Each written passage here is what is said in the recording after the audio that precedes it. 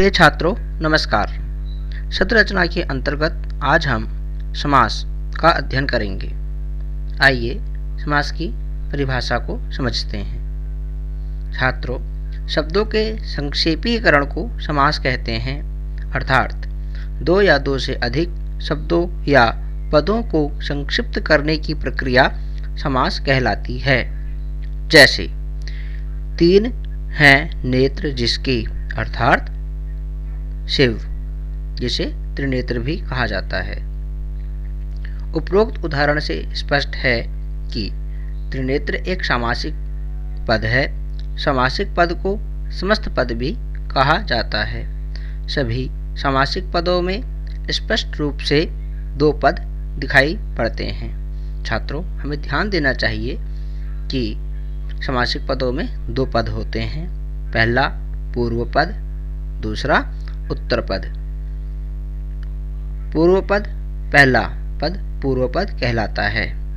प्रत्येक सामासिक पद का बाद वाला अर्थात दूसरा पद उत्तर पद कहलाता है। यह समास में हमें सदा ध्यान रखना चाहिए। समास विग्रह बहुत महत्वपूर्ण चीज होती है। आइए समझते हैं। समस्त पद का विस्तार करने की प्रक्रिया समास विग्रह कहलाती है।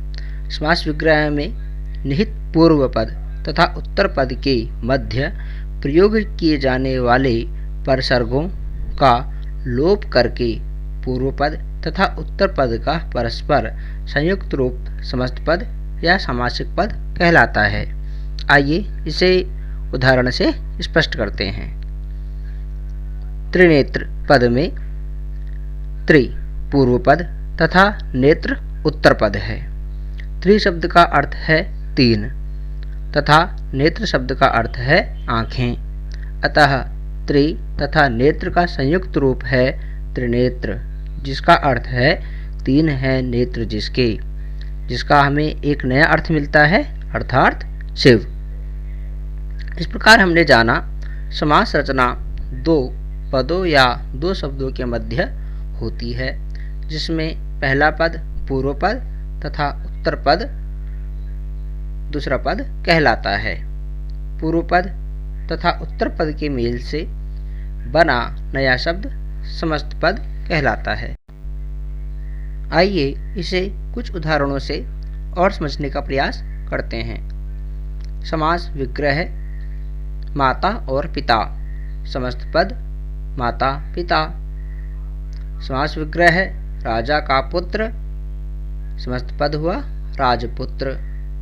इसी प्रकार रसोई के लिए घर, रसोई घर। कमल के समान नयनों वाली, अर्थात कमल नयनी। उदाहरणों को पढ़ने से छात्रों यहाँ पर हमें ज्ञात होता है कि समास में समस्त पद तथा समास विग्रह ये दो प्रक्रियाएं होती हैं। अतः स्पष्ट है कि प्रत्येक सामासिक पद में दो पद होते हैं। पहले पद को पूर्व पद तथा बाद वाले पद को उत्तर पद कहा जाता है। यहाँ पर माता, राजा, रसोई, कमल पूर्व पद हैं तथा पिता, पुत्र, घर, नयनी शब्द उत्तर पद हैं।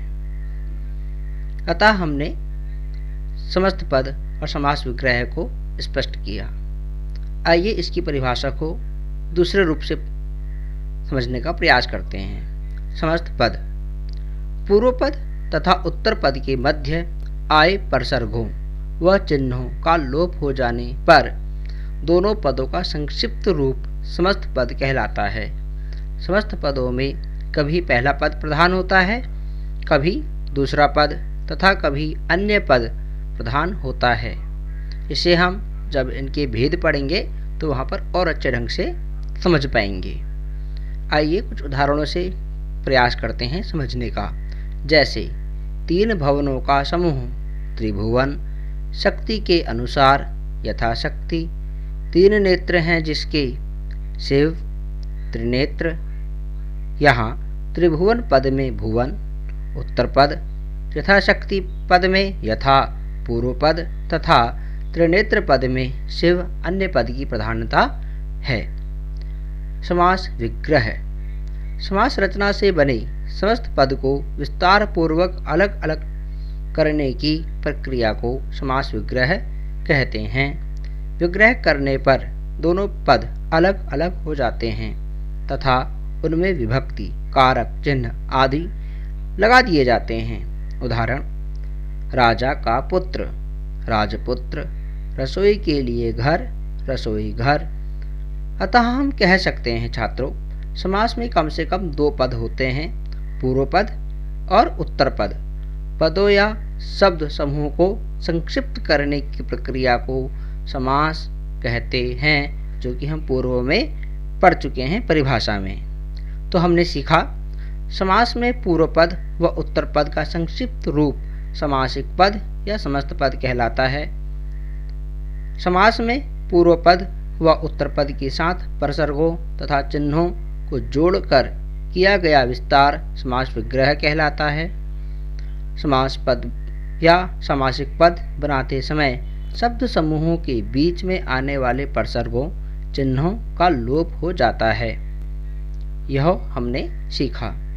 यहाँ पर ध्यान रखने योग्य बात यह है कि संधि और समास में मुख्य अंतर भी यही है, क्योंकि वहाँ पर भी दो पद होते हैं, परंतु जो संधि होती है वह वर्णों के मध्य होती है और समास शब्दों के द्वारा होता है। छात्रों, समास के मुख्यतः चार भेद होते हैं। पहला अव्ययी भाव समास, तत्पुरुष समास, द्वंद्व समास, बहुव्रीहि समास। इनके बारे में हम अगले भाग में विस्तार से चर्चा करेंगे। आज के लिए इतना ही। हमने समास को समझने का प्रयास किया, इसे आपको पुनः पढ़ना है। तब तक के लिए नमस्कार।